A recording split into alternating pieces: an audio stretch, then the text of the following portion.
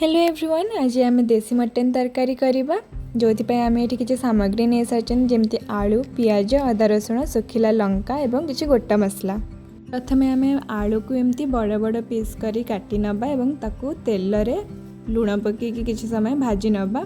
जेहेतु मटन सीझा को टाइम नहीं थाए से आम छोट पीस आलू पकईले से जल्दी सीझीज से आम ये बड़ पीस आलू काटी नबा। को आम पूरा भाजवा ना बस गोल्डन ब्राउन कलर आसवा जाए आम ताको भाजी नबा। बर्तमान आलू किसी मात्रा लुण पकई नबा। बर्तमान आम आलू किसी लुण पकईकि ताको गोलैकी भाजी नबा। आलू भाजी होता समय आम बर्तमान मटन रे हलदी और सोरिष तेल पकई ताको भल कि गोलैकी रखिदबा साइड रे।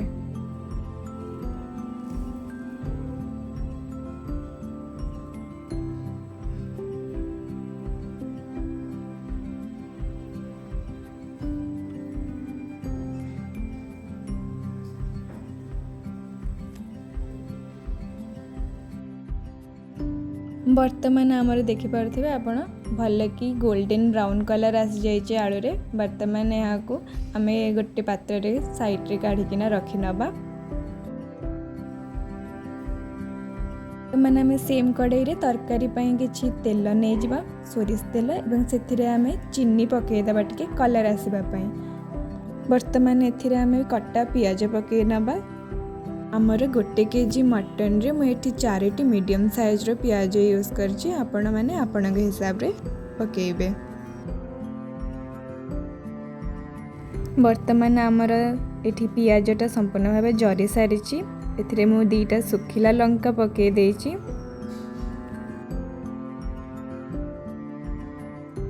तापरे अदा रसुण बाटण जो आम पेस्ट बनई ताकू पकईकिना बर्तमान आम किसी समय कषिबा। जो पर्यंत आम अदा रसुण पेस्ट रो कंचा बास्ना न जाए से जाए आम किसी मसला न पकईकि ताकू तेल रे भाजिबा पियाज सहित।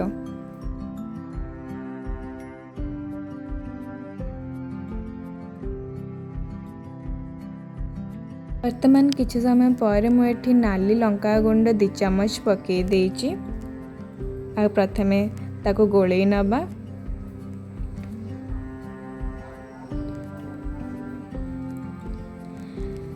तापर मुझे गोटे चम्मच हम हलदी नहीं सारी। हलदी पकई ये भल कि गोलई नबा मसला जी पकईले ताको भल कि मिक्स करदबा। तापर ये गोटा तेजपत्र पकईची।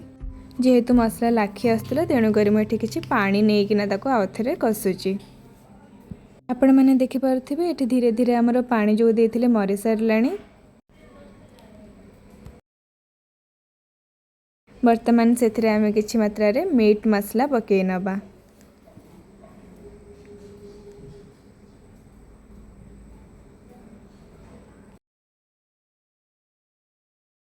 आपण मैंने मझे मझे एमती पानी पकाउथिबे आपणक आवश्यकता अनुसार कषिबा जाए। अदा रसुण मसला को आम एठी 15 मिनट जाए कषिचु।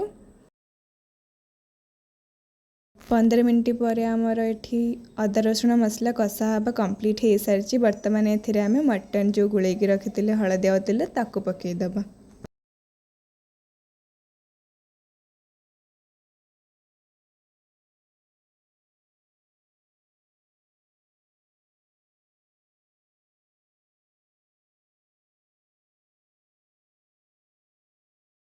बर्तमान से आम स्वाद अनुसार लुण पकईदेबा।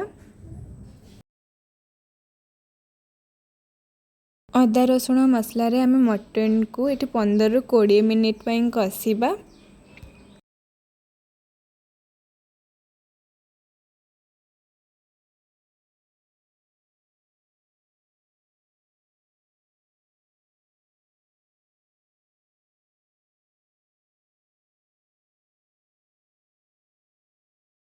पंदर ରୁ 20 मिनिट्र कषा सैला पर आम से भजा आलू को पकई नबा।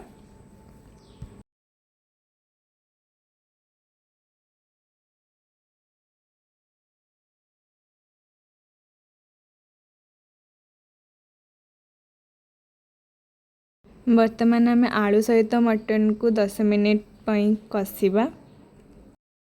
10 मिनिट ପାଇଁ ଆମେ ଆଳୁ ଆଉ ମଟନକୁ ଏକା ସାଙ୍ଗରେ ଭଲକି କଷାଇଲା ପରେ ସେଥିରେ ଆମେ ପାଣି ଦେବା।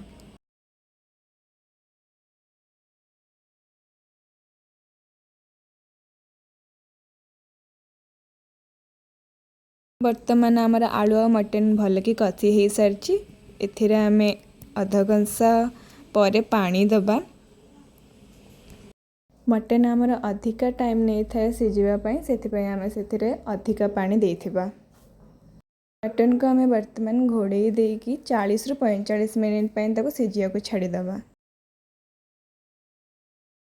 ବର୍ତ୍ତମାନ 45 ମିନିଟ୍ ପରେ ଦେଖିପାରୁଥିବେ ଆପଣମାନେ ମଟନ ଆଉ ଆଳୁ ଦୁହେଁ ସିଝି ସାରିଛନ୍ତି ଭଲକି।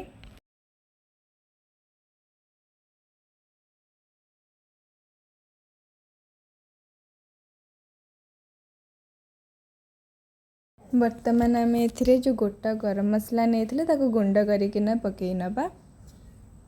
ବର୍ତ୍ତମାନ ଗରମ ମସଲା ପକାଇ ତାକୁ ଭଲକି ଗୋଳେଇକି କିଛି ସମୟ ପାଇଁ ଆମେ ଛାଡ଼ିଦେବା।